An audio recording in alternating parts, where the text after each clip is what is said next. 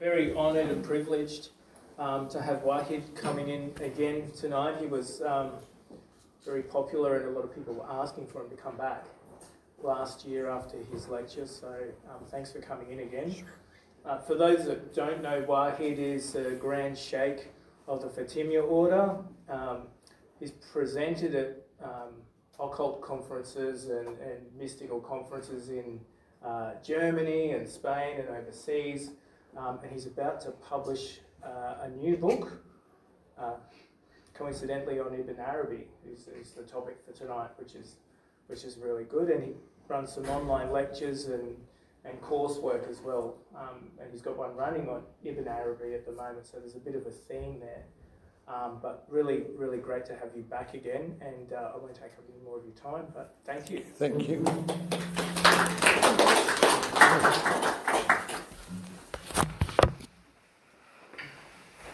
Alhamdulillahi Rabbil Alameen. Praise be unto God, the Lord of the worlds. Bismillahir Rahmanir Rahim. In the name of God, the compassionate, the merciful.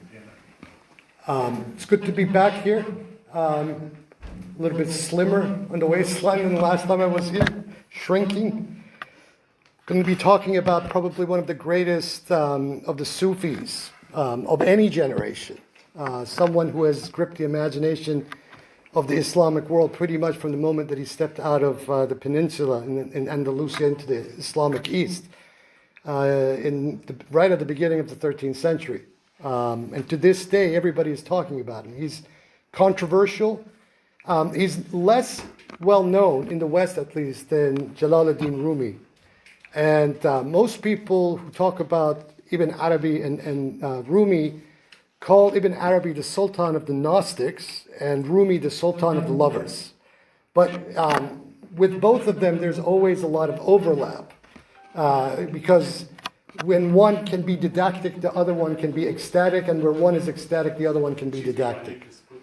Yeah. So the picture that you see here of this gentleman, this is... Excuse me, I just want to move that just a little. This is... It's a bit distorted. I'll move that down to there. Okay. We might be all right. Let's see that. All right. Hopefully, is this better? Okay, this is better. That is the Turkish actor Osman Soykut, who played the role of Ibn Arabi in a Turkish miniseries drama called Ertuğrul, about one of the Ottoman sultans, and he's a very popular Turkish actor, and he played that role. And ever since he played that role, he's kind of been typecast as Ibn Arabi ever since. So let's get cracking here. Ya Rahman. Maybe turn that down a little bit. Let me begin with the preamble of Ibn Arabi's theosophical epitome, and by theosophical I'm using it with a small t. It's a term that a lot of scholars use when they want to explain mystical philosophy and distinguish it from philosophy proper. He begins on this note. He says, "Praise be unto God, the revealer of the sapiences," meaning the wisdoms, "upon the hearts of the logoic words, by the straight, singular path from the most primordial station. And even if the creeds and sects differ, it is only due to the diversity of peoples." And right off the bat, in this theosophical epitome of his, the bezels of wisdom, the fusus al-hikam, he is invoking a very important point of departure that a lot of Sufis have, and who they claim is that this point of departure comes from the Prophet of Islam himself, and that is a hadith, a tradition that says that the paths to God are as numerous as the number of people. And right from the very beginning of this theosophical epitome, this is what Ibn Arabi is invoking. So who is and who was Ibn Arabi? He is known popularly as Al-Sheikh Al-Akbar, the Grand Master. But that doesn't tell us everything.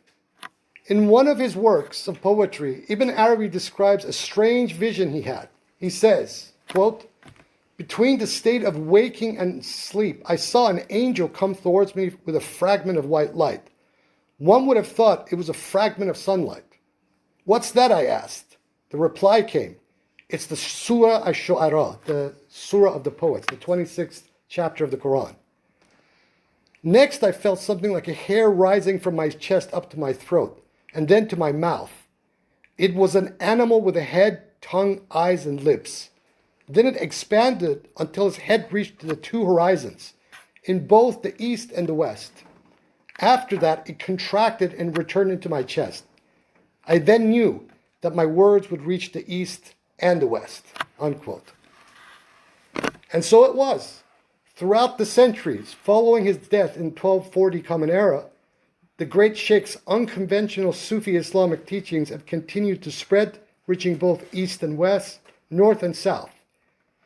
20th century Spanish Catholic priest and scholar Miguel Asín Palacios even speculated on convincing grounds that his teachings may have been the efficient cause, inspiring Dante Alighieri's masterpiece, La Divina Commedia, the Divine Comedy. And that is 60 to 80 years after Ibn Arabi's death.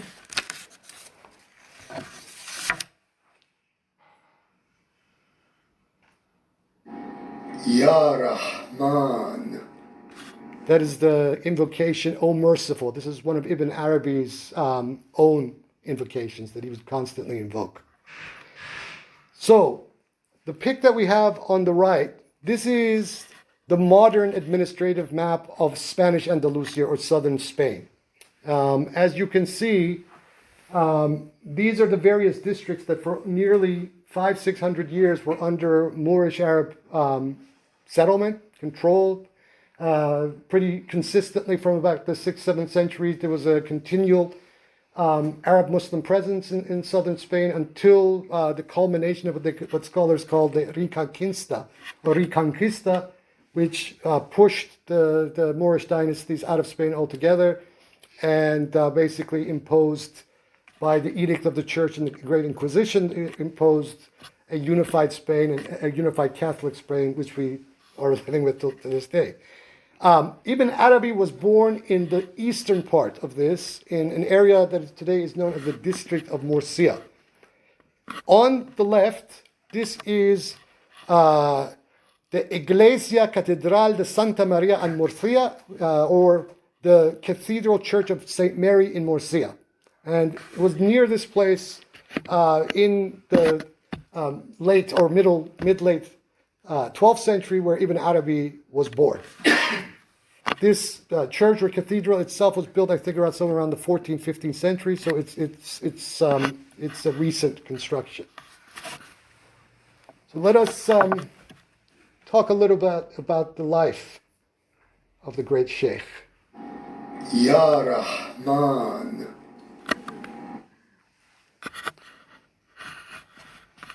Ibn Arabi was born in Murcia al-Andalus, or Spain, southern Spain, on the 17th of Ramadan, 560 Anno Hijra, which corresponds to the 28th of July, 1165 Common Era. His first name, Muhammad, in one revision, he recounts from his magnum opus, the Meccan Revelations, Al-Futuhat al-Makkiyah, an angel refers to him as Muhammad bin Nur, Muhammad, the son of light. In some of his works, Ibn Arabi refers to himself with fuller versions of his name as Abu Abdullah, the father of Abdullah, his first son, Muhammad ibn Ali, Muhammad the son of Ali, Ibn al-Arabi Attai al-Hatimi.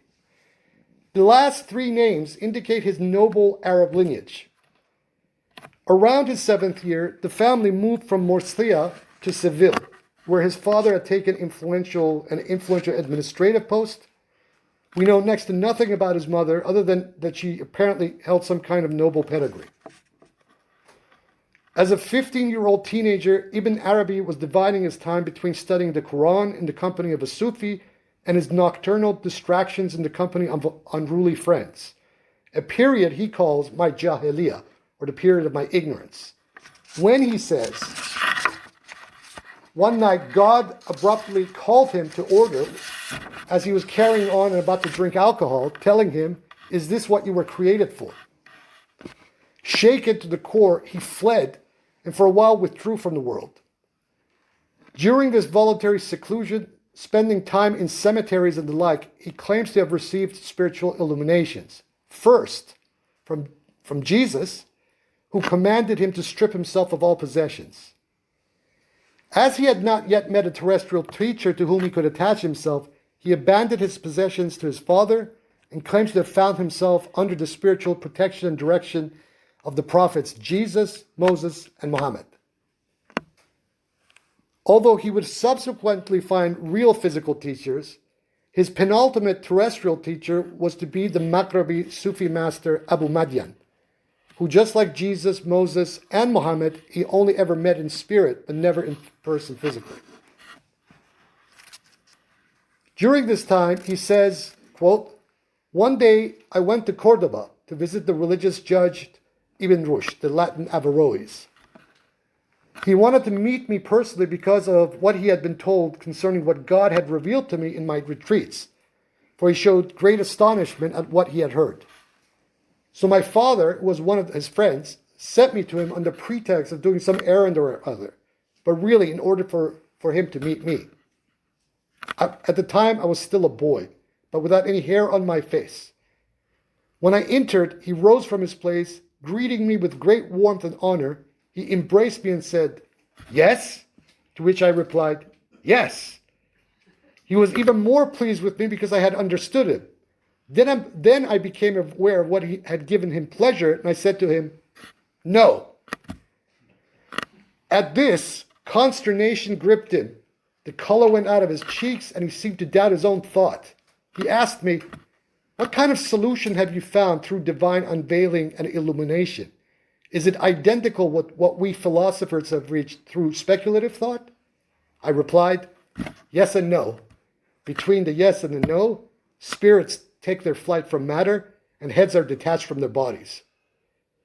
Ibn Rushd turned pale, started to tremble, and murmured the phrase, 'There's no power and no strength save in God,' for he knew what I had alluded to." Unquote. While he studied under a myriad of Sufis and scholars of Hadith in both Andalusia as well as the Maghreb in North Africa, from this age onward, Ibn Arabi was to basically live a life of a wandering itinerant. Due to the political instability in Andalusia itself, in the form of civil wars between rival Moorish dynasties, and the Christian Reconquista itself, which was pushing south from the north, in 1200-1201 Common Era, 2 years after receiving a vision in Murcia to leave the west and set out east, around the age of 36 and 5 years after the death of his father, Ibn Arabi permanently left Andalusia itself and then the Maghreb, first for Mecca for his first Hajj in Arabia and then to Egypt. But just before his departure from North Africa, Ibn Arabi claims to have had visions of the divine throne, himself united with the stars in the heavens above, as well as the letters of the Arabic alphabet. And most importantly of all, a vision he claims to have had of an assembly of 124,000 prophets who would come to pay him homage and confirm him as the seal of saints. In Mecca, Ibn Arabi became acquainted with a young Iranian girl of ravishing beauty named Nizam, in whom he beheld a living embodiment of the divine feminine. Her memory was immortalized by him in a collection of love poems known as the Tarjuman al-Ashwaq, the interpreter of desires, upon which he himself composed a mystical commentary later on. As a consequence of his daring monistic expressions in this specific work, he drew down the wrath and ire of the Muslim Orthodox establishment, some of whom prohibited the reading of his works at the same time that others amongst the Sufis were elevating him and praising him to the rank of the prophets and the saints. After Mecca, Ibn Arabi visited Egypt and then Anatolia, where in Konya he met the young Sadruddin Qunawi, who was to become his most important follower, disciple, and successor. From Konya, he went on to Baghdad and then to Aleppo in modern Syria. By the time his long pilgrimage had come to an end at Damascus in 2023 Common Era, his fame had spread all over the Islamic world, and he was venerated as the greatest living spiritual master of his time. He spent the rest of his life in Damascus in peaceful contemplation, teaching, and writing. It was during his Damascus days that one of his most important works in mystical philosophy, or theosophy rather, in Islam was written, The Bezels of Wisdoms, in 1229 Common Era, about 10 years before his death. He claims to have received the entire contents of the book from the Prophet Muhammad himself in a dream. He died on November 16th, 1240 Common Era in Damascus at the age of 75. Where he's buried today. We'll take a look at his picture of his shrine. Ya Rahman. Let's talk a little bit about his teachings. Although Ibn Arabi never uses the phrase himself, his doctrine has been defined and often reduced to the formulation known as the doctrine of the unity of being or the oneness of existence, wahdat al-wujud. If the core theological doctrine of Islam is the unicity of God, tawheed, then it stands to reason that God is being, existence itself, which is one. As such, in this doctrine, we have a metaphysics around the names and attributes of God. The oneness of God from the point of view of the names and attributes lay claim to us the oneness of multiplicity in creation. But the oneness of God in the sense that it has no need either of us or its names and attributes, which is the oneness of the essence. Here Ibn Arabi implies three key ideas. One, absolute oneness, or the oneness of the unconditioned essence in all of its transcendental nakedness. Two, the oneness of multiplicity, which is the level at which the names and attributes appear as exteriorized determinations from a singular undetermination. And finally, three, the unfolding exteriorization of this multiplicity, starting from those names and attributes that lay claim to creation itself, because each name and attribute calls for a place of manifestation where it can produce its effect. Or, as Ibn Arabi puts it, the Lord needs a vassal, the one lorded over, and so on. So Ibn Arabi envisages three levels of being, or rather three aspects, because strictly speaking, there is no hierarchy from his point of view, which would imply some form of dualism, any more than there is temporal succession. The first, the aspect of absolute oneness, is the aspect often simply referred to by Ibn Arabi as the exclusive oneness, ahadiyya. The second aspect under which the names and attributes emerge is the one he generally refers to as the inclusive unity, wahidiyya. Here in the second term is the oneness of multiplicity expressed in the famous hadith, I was a hidden treasure and I desired to be known, therefore I created creation in order to be known. By definition, a treasure contains riches. And in Ibn Arabi's perspectives, these riches are the divine names and attributes. These are not identical to the unconditioned essence, but at the same time, they're not different from it either. Because he says, quote, every name simultaneously designates both the essence and the particular instantiation it assumes. The name is therefore the name from the point of view of the essence, but it is distinct from it from the point of view of the specific significance attributed to it. This, unquote, this means that inasmuch as each name is identical with the essence, it contains all the others. Their virtual differentiation only becomes actual to the extent that their authority is capable of exerting itself over receptacles of manifestation, mazaya. These receptacles of manifestation are the possibilities or the intelligibles which are present from all eternity in the divine knowledge, what he calls the immutable archetypal essences, al-ayyan al-thabita. God knows these immutable archetypal essences, but they do not know themselves. It is the names' nostalgia, their aspiration to manifest themselves, which endows the immutable archetypal essences with existence. However, This is not to say that the immutable archetypal essences have ever left a state of permanence, which is eternally theirs. Their only existence is within God. Their being is nothing but the being of God. In a sense, then, the universe is an illusion within an illusion. But from another point of view, Ibn Arabi is not afraid to state, in apparent contradiction of the preceding statement, that the universe is entirely real or entirely God. Haqqun kullu. Or to make other similar declarations. A third type of formulation resolves the contradiction. The world is not God. It is only what manifests in the being of God. Just as the distinction between essence and the names and attributes is entirely conceptual, because none of the names and attributes has any reality apart from the divine essence, or adds to the essence anything it did not already contain.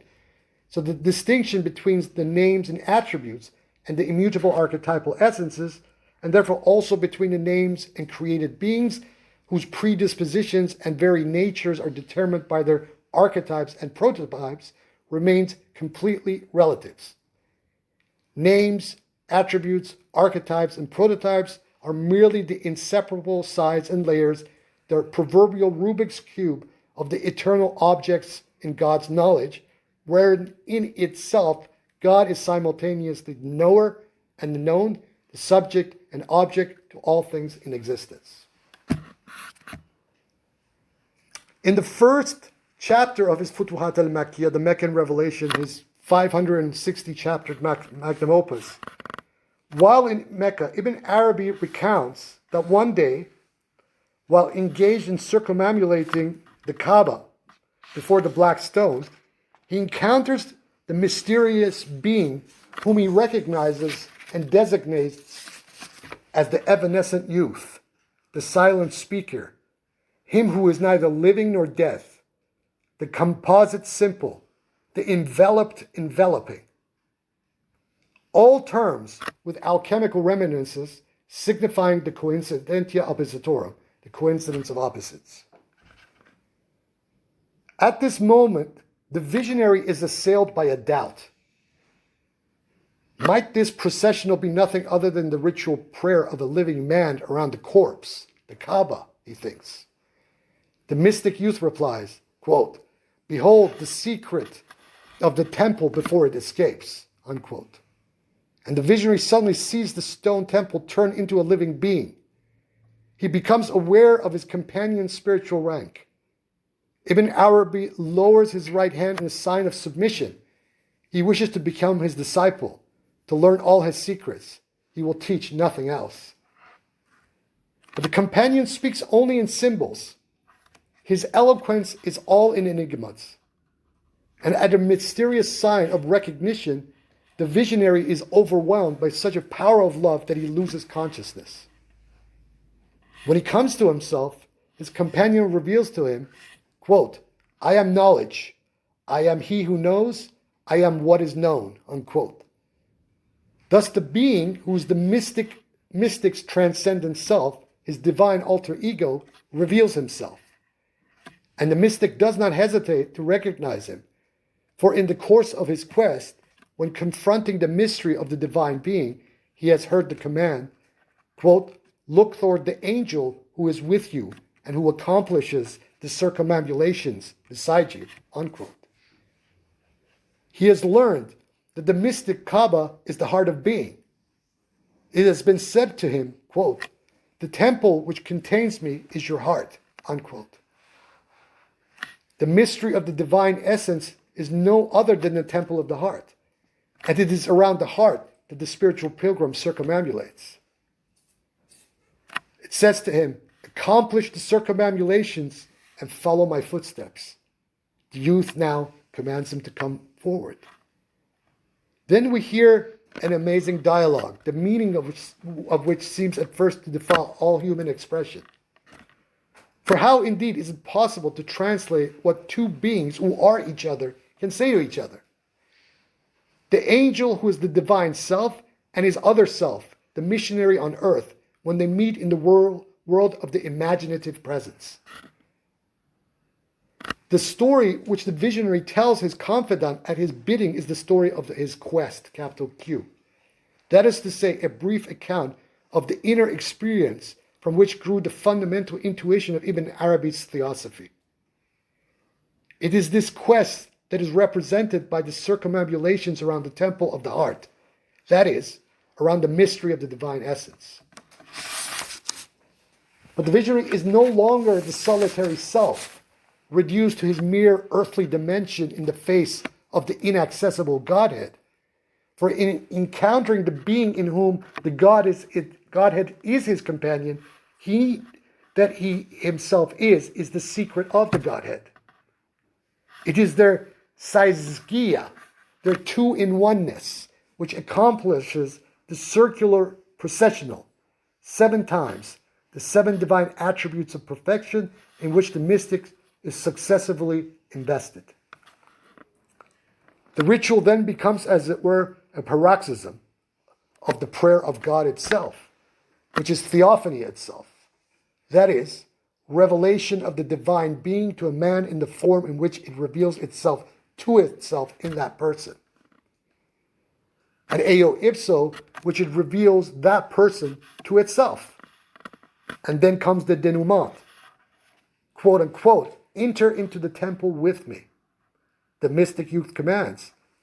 The hermeneutic, Ibn Arabi, of the mystery no longer connects himself with translating the mystery, the impenetrable temple. Once it is recognized who he is, he shows the way into the temple. Quote, I entered at once in his company, and suddenly he laid his hand on my chest and said to me, I am of the 7th degree in my capacity to embrace the mysteries of becoming, of the individual essence, and of the where.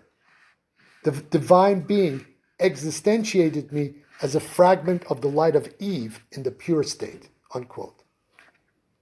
In turn, the divine alter ego, this angel of revelation, reveals to his earthly self the mystery of his pre-eternal enthronement. In the temple, which encompasses them both, is revealed the secret of the Adamic theophany, which structures the creator-creature as a biunity. I am the knower and the known, the form which shows itself and the form to which it is shown, the revelation of the divine being to itself, as determined in you and by you by your eternal essence. That is, as it knows itself in you and through you in the form of the angel who is the idea, the personal theophany of your person, the eternal companion. It is this revelation that is meant when it's said that every theophany is as such an angelophany. One does not encounter, one does not see the divine essence, for it itself is the temple, the mystery of the heart, into which the mystic penetrates when, having achieved the microcosmic plenitude of the perfect human, he or she encounters the form of God, which is themselves, and which is their personal angel. That is to say, the theophany constitutive of their being. We do not see the light.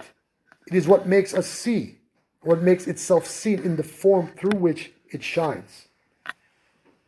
The temple is the scene of the theophany, the heart where the dialogue occurs.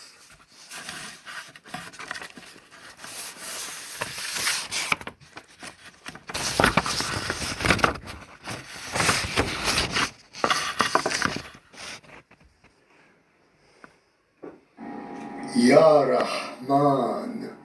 So the conclusion is, God cannot be confined to any one religion. See if we can turn this. This is a video. I need to turn it on. Here we go.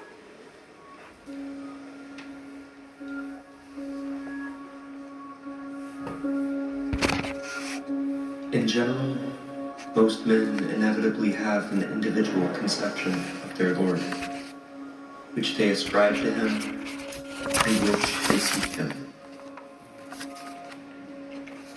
So long as the reality which some call God is presented to them according to that conception, they recognize him and affirm him. Whereas, if presented in any other form, they deny him, flee from him, and treat him improperly, while simultaneously imagining that they are acting fittingly toward him. One who believes in the conventional way believes only in a deity he has created himself, since a deity in beliefs is a mental construction. They see only themselves and their own constructions within themselves. Consider this matter. As men know God in this world, so they will see him on the day of resurrection. The reason for which I have informed you of these details. So beware, lest you restrict yourself to a particular spiritual practice, and so deny all the other practices. For you would forfeit much good. Indeed, you would forfeit the true knowledge of what the reality is. Therefore, be completely and utterly receptive to all doctrinal forms, for God Most High is too all-embracing and great to be confined in one creed rather than another. For he has said in the Quran, "Wheresoever you turn, there is the face of God," without mentioning any particular direction. He states that there is the face of God, the face of a thing being its reality. By this saying, he intends to keep the hearts of the Gnostics alert, lest the transient things of this world deflect them from the constant reflection on this truth. For no servant knows in which breath he will be taken from this life, and it may be that he be taken in a moment of heedlessness, so that he will not be equal in the hereafter to one taken in a moment of attentiveness.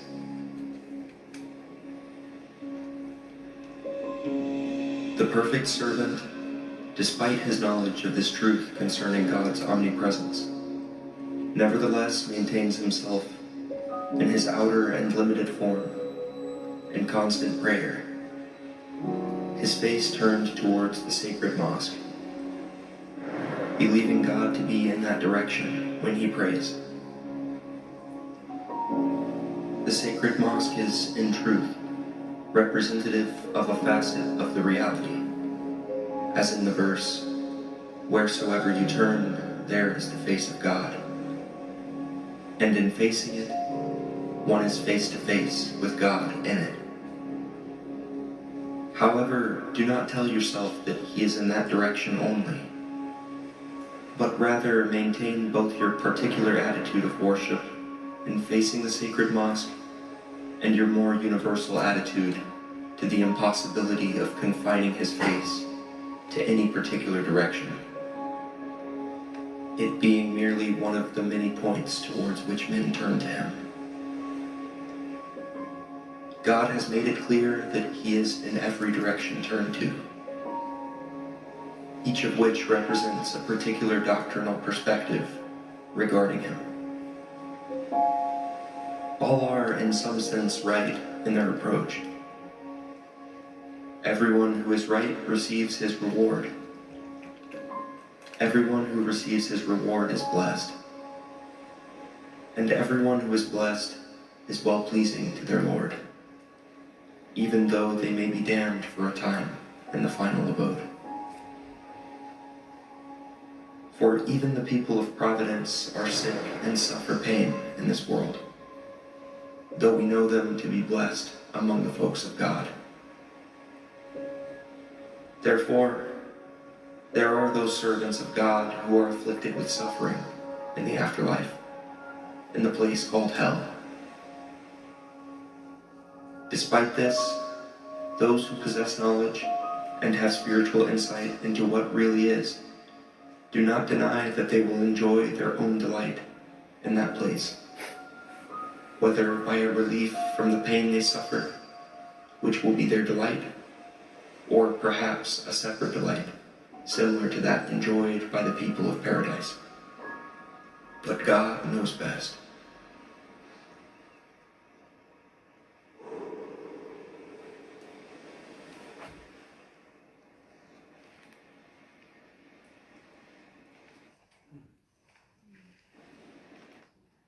Next.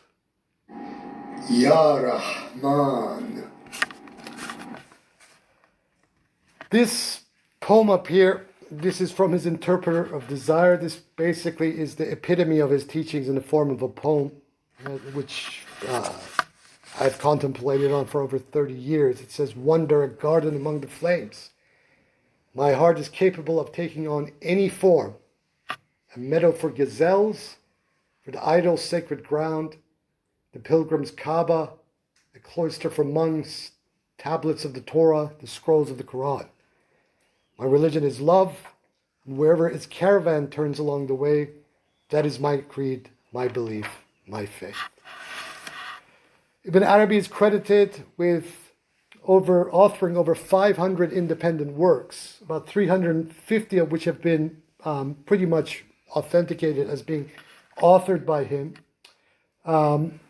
On the left, this is a picture of his tomb in Damascus, in a special mosque in the northern district of Damascus. If you recall, during the war that happened in the last decade, a lot of these crazies got very close to this, and they had their sights on destroying this mosque because they consider Ibn Arabi as the greatest heretic in Islam, but they didn't even graze a wall of that mosque. They didn't come anywhere near the place, thank God. He is buried there. It's a shrine that Sufis from around the world visit on a regular basis to take the barakah, the blessings of the great master, the great Sheikh Al-Akbar. I have benefited from his teachings for over 30, almost 40 years now. And in many ways, he is one of my teachers, even though 800 years separates us. But just like he himself was separated by his teachers, such as Jesus, Muhammad, and Moses, in a sense, for us Sufis, it really doesn't matter how much time. Time is irrelevant. The teacher is the teacher. And this concludes the presentation. If you have any questions, I'm happy to answer them.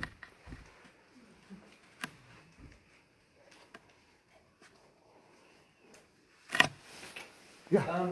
In some practice like orders, like the OTO and that Thelma sort of thing, they circumambulate the astrology and then they come to the knowledge of the holy guardian angel. Yep. That conversation, is that similar to the conversation he had with his higher? Absolutely. I mean, look, I've looked at this whole concept of the holy guardian angel and how it emerges. I got an unpublished piece that I think one day when I finish it, I will send this to a proper journal for them to. But the whole concept is a Hermetic concept.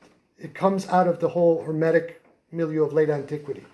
And how it ends up with Thelema and the whole occult revival of the 19th century is quite interesting, but basically the answer is yes.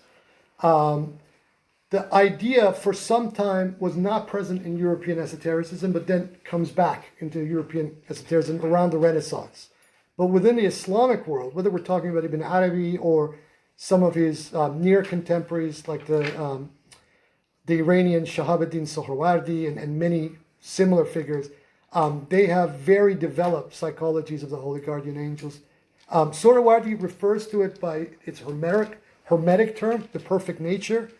So obviously there were these texts of the Corpus Hermeticum that were translated into Arabic very early on, and this kind of became one of the many master texts that various mystics were interpreting the Quran through. Yeah. Thank you.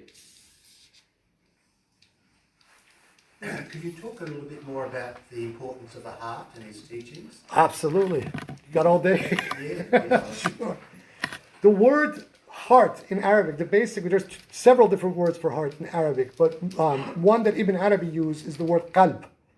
Now, Arabic being a triliteral language like Hebrew, Syriac, etc., every word doesn't have one primary meaning, it has several. So qalb not only means heart, it also means change. And because there's no verb to be, just like in Hebrew, in Arabic, the noun or the stem of a verb can be manipulated to convey a certain concept. So even what Ibn Arabi does, he takes the word qalb and derives the word taqallub, which means transformation. Now there's a very famous hadith saying of the Prophet that says that the heart of the believer is in the hands of the merciful, meaning God. And Ibn Arabi plays on this throughout, like chapter after chapter after chapter of his Futuhat al-Makkiyah, the Meccan revelations, where the heart is not a solitary, stationary thing. It is the very organ of transformation itself, such that one of the first things that happens to any Gnostic on the path is that they realize that even if themselves, that it is this heart, this organ, that is constantly in a transformative state. And Ibn Arabi takes this as a good thing. So whereas, for example, in some Eastern traditions, you want to still the heart. With Ibn Arabi and this tradition that he comes from, that's not how they do things. You want to expand the heart. And this expanding process involves a constant transformative process, right? That doesn't actually reach the pivot or the point of its culmination. It just plunges into an eternal depth of itself. So what are the techniques for doing that? Dhikr, the recitation of the names of God. Right, okay. Yeah. The constant recitation. And the whole initiatic arsenal that the Sufi orders come with and how they teach it and the techniques around this and whatnot. Yeah. So you go deeper into it and Yeah. then move into another Reality. dimension, reality, Yeah. space. Yeah. So, attaining, I'll give you an example. Take the zikr I used here, Ya Rahman, O merciful. So, a novice will be given this zikr and told to recite it continually, so silently usually. But then when they get into a circle, like with 30, 40, 50 people, they're all reciting Ya Rahman, Ya Rahman, Ya Rahman. Then it gets more ecstatic and more ecstatic and more ecstatic. In some Sufi circles, if you visited, especially in Iran, these circles look like headbanging concerts. People get really ecstatic. And so the whole Kundalini dynamic starts to get activated with this recitation of the name. And you attain all kinds of higher states. When I was in Kurdistan, Iranian Kurdistan in 2003, I was invited by one of the branches I'm affiliated with, the Qadri order. And these cats are known for all kinds of weird things. They get into state and they no longer feel any pain. So they get, in the middle of for example, a sama, a Sufi ceremony. Some of these guys get so ecstatic and the sheikh walks into the middle of the circle and brings them in, starts poking them with needles and razors. There's no blood, there's no pain, there's nothing. These people are just dancing and reciting the name. This sort of stuff happens. And it's not trickery, it's real. So what is it in the name itself? The name itself, well, what is it? it's the meaning. Vibrational frequency, or is It's vibrational frequency. That we can say that it's the correlation between meaning and its effect, right? It's a whole discussion in linguistics. Why does a given name, a mantra, have a significance to someone who gives it significance, whereas if somebody did it, it wouldn't work for them. This is a very important conversation, something that Ibn Arabi spends lots of pages discussing.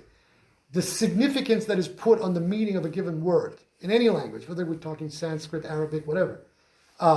This is what then imbues that word as a word of power.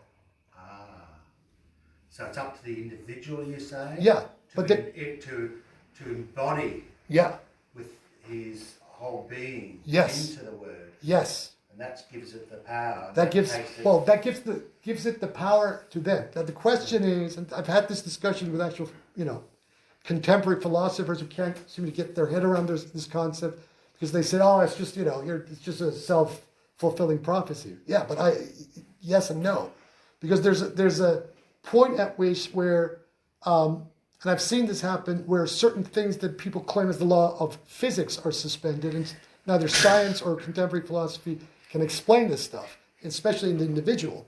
When they attain altered states of consciousness, they begin to see into things, and certain normal laws of what people say the laws of physics suddenly get suspended like that.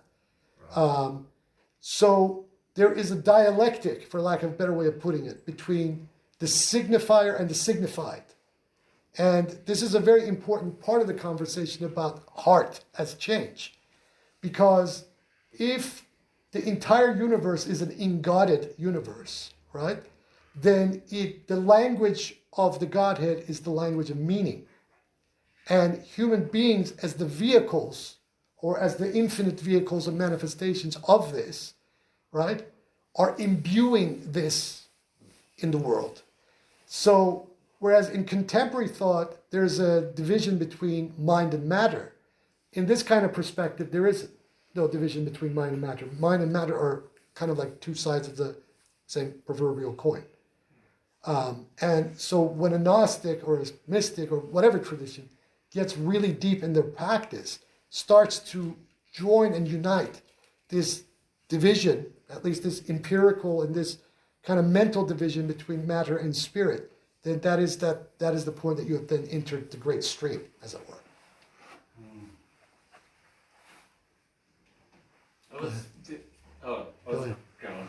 I was just going to say, when I was listening to you and there was the concepts and then the archetypes and then the attributes and then the names, I asked why is the name so close? And I thought, well, the name's the character. The character's the essence, which is the heart, which is the being of God. And if you keep repeating it, you're in the being of God. Yeah. So that's how I figured out, that must be important. Yeah. Yeah. Okay. Jared. Yeah, I really enjoyed the quote that you shared with us that you played from the Book of Wisdom. I think. Yeah, Wisdom's Wisdom. Yeah, and the Hindus have this concept of Ishta Devata. Yeah. Your personal God. God, yeah. And I kept thinking about, like Muhammad and Gabriel. Yeah. There's some theosophical writing about Krishna as the higher being of Arjuna. Same kind of concept as Ibn Arabi with the This has been the Sufi point of departure for over 1,000 years. I mean, when Sufis talk about the revelation of Gabriel to Muhammad in the cave in Hira, we're not talking about a physical event. Some angel drops from the sky, comes into the cave, and spooks Muhammad. No, this is an element of his higher self. He is Gabriel, in a sense, right? And what is Gabriel? This is a very interesting discussion in itself. If you take the names of angels in Hebrew, they all refer to powers of God. Gabriel, in Hebrew, when you break the word down, means the power of God. Right? So, and this is what I was trying to say in that last passage, that every appearance, every theophany, every appearance of God is an angelophany. So the angel is God appearing in that unique form to the mystic. And it's an extension of the higher self. It's extension of the higher self. It is the higher self, yeah. So I guess then the Sufi master-student relationship that would be a central part of that process for each individual too. A proper one, yeah, absolutely. A proper relationship, definitely, yeah. Yes. I know that in terms of the sacred word Om, the key to its power is to first center your consciousness in your soul and not sound it from your personality, which takes preparation. And then when you sound the word Om from your soul, the power is increased many, many, many fold, because you're not only connecting into the cosmic force as well as the earth. That's true. Ibn Arabi has a very interesting way of saying that. It's sometimes counterintuitive, but I found that it's a very powerful way, very empowering way. He says all of this stuff is true, because the Sufis say, normal Sufis also say that what you said as well. That the novice has to do X and Y and Z and still their mind and do this and do that before, certain things will work. Ibn Arabi responds, he says, true, but the name itself is the centering agent. And so if you focus on the Om or Allah or whatever, that in itself then begins to center you. Rather than you preparing to center yourself to approach the name, use the name and let it center you. Because it is the centering agent. It is the It is the pole, the pivot. So you transcend duality when you do start doing that. Is that what you're saying? Yeah. Once you get that concentration. Yeah. And there is no transcending. I mean, there is no, we've already transcended it. And this is what Ibn Arabi is trying to tell us. You know, the dualism is the union. You know, he has a wonderful way of putting it right at the very beginning, first chapter of his Bezels of Wisdom, when he talks about why God created the world, or how God created a cosmos. He says that God, you know, wanted to behold itself as other. So it created a mirror, a universal mirror, in order to contemplate its names and attributes. And this mirror is Adam. So that dualism or duality itself is part of the non-dualism. God wanted it this way. So that Maya, I mean, you find this in the various, in the various tantric schools, in the Vedanta, that the Maya is the Brahman. That the Maya Shakti is the manifestation of the Nirguna and the Saguna Brahman. They say this stuff. Shankara says this out there. Yeah. Yes, the gentleman at the front. Yes, so what's the way to join the order? What are the requirements, or what do you have to undergo to become a member? Well, it depends what order. If you want to join, if you want to enter the Fatimiyya, you just have to ask.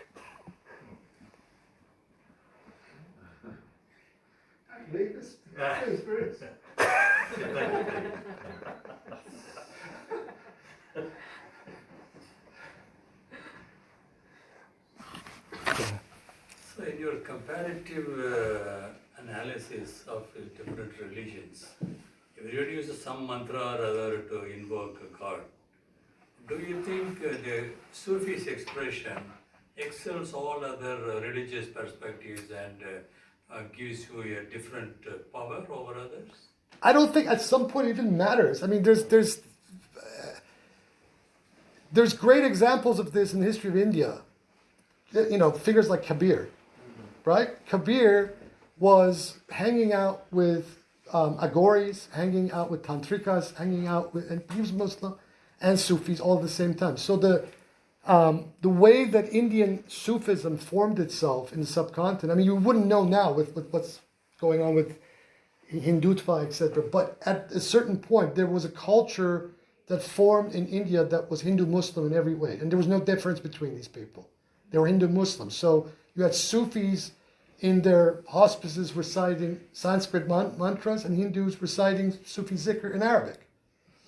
You know, and this is one of the first things that the British noticed when the British East India Company first started to settle there. It's like, this is weird. We thought these people would be at each other's necks.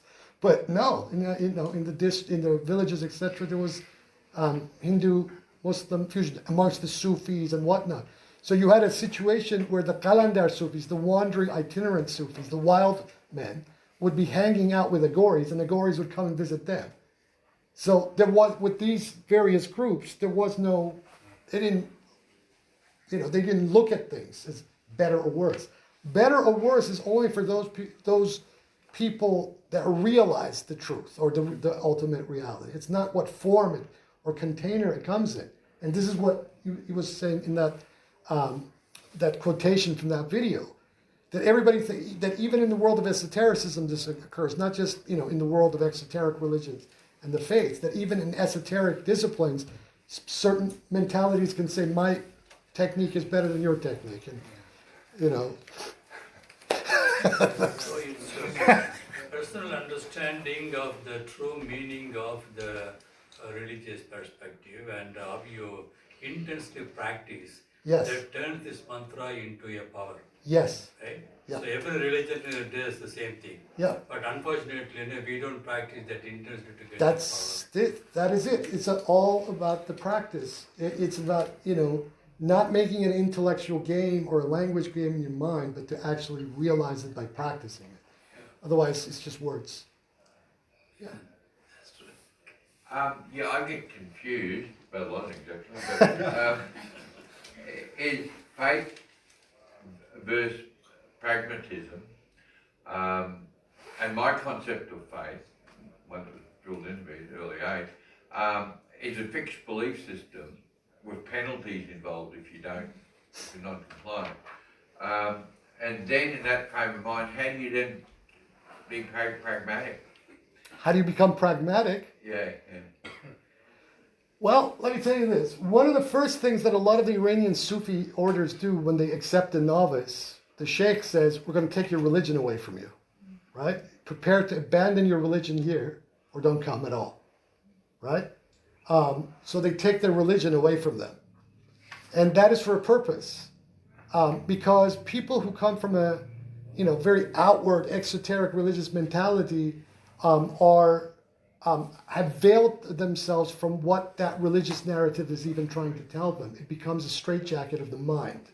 So the first thing that these Sufi sheikhs will do is to break that paradigm. And then they will replace it with the same religion. But, there's an arc of progress that has now been made. From being in a straitjacketed mental prison of the mind to something way beyond it. Yeah, most people won't break a frame of mind till they get an alternative. I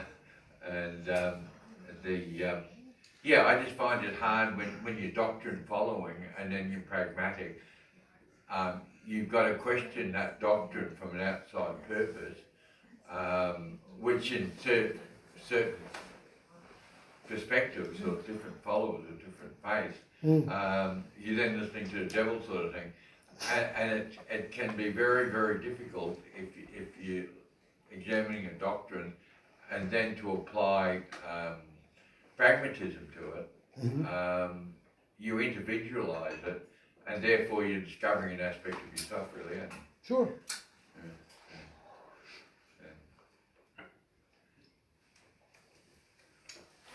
Two questions. Sure, go for it.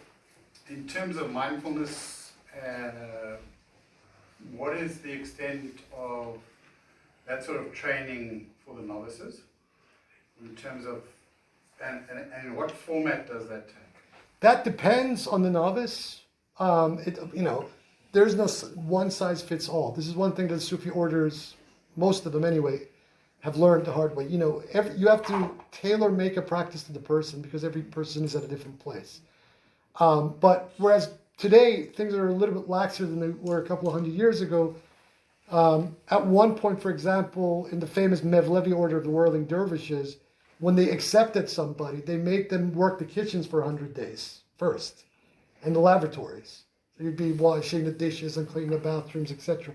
After you got through that without getting frustrated, then the sheikh would see you and would now initiate you, give you your zikr, your mantra to recite, and then watch your progress for a while, and then after a while they would put you in a 40-day retreat, all by yourself, where you would sit for 40 days and recite a particular name or a surah of the Quran, whatever, until you had an opening experience. Cool, thank you. And then just in terms of around the world, how is Sufism seen in relation to Islam from... This is a great question. There's a lot of,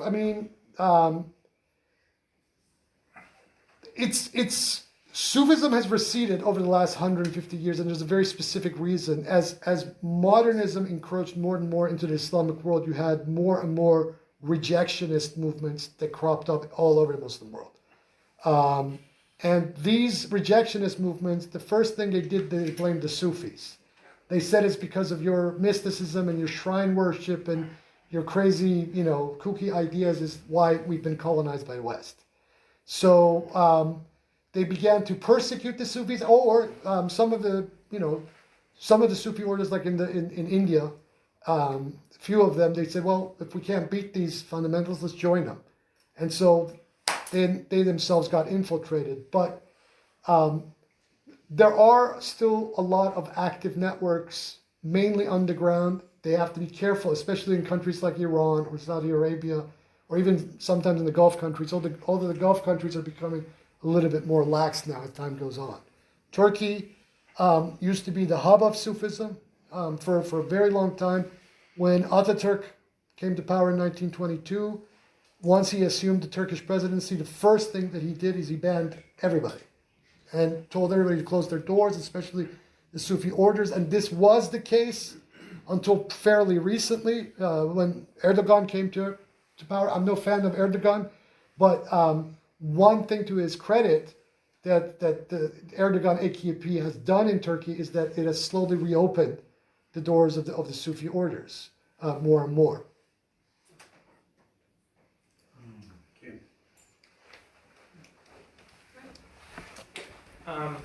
Look, Wahid, thank you so much for